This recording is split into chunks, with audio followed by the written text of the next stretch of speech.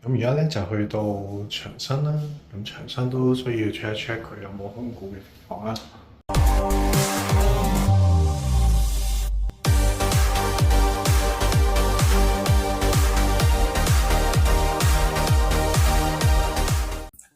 Hello， 大家好，我係室內設計師 Tidy， 歡迎大家嚟到風藝設計嘅 YouTube 頻道，記得訂閱、like 同 share， 有最新嘅影片就會即刻通知你嘅啦。咁而家我哋就開始喺呢一度咧，新樓就驗樓嘅啦。咁就咁落去個環境都係唔錯嘅，啲質素都唔算差嘅。跟住啲驗樓工具啦，試水水槍啦，跟住啲電掣啦，頭先亦都度過啲電掣，佢個頻率都唔差嘅。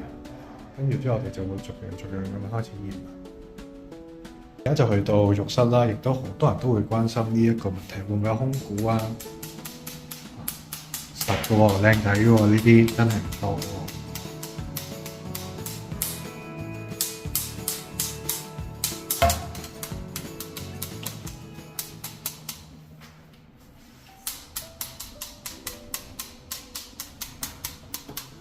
咁樣咧就代表冇空鼓啦。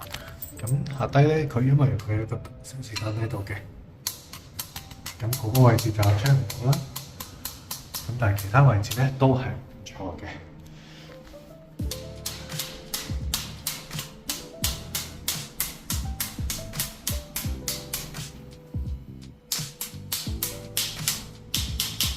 呢度有少少彈嘅，但係問題都不大嘅。最緊要陣間要試水，睇下佢嗰個防水有冇滲漏嘅情況出現。跟住就算我哋門下邊咧都唔可以放過㗎啦。咁而家咧就去到牆身啦，咁牆身都需要 check 一 check 佢有冇空鼓嘅情況啦。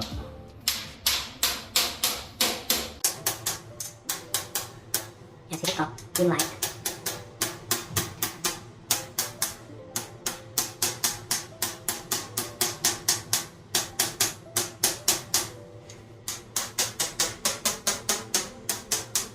都係唔錯㗎。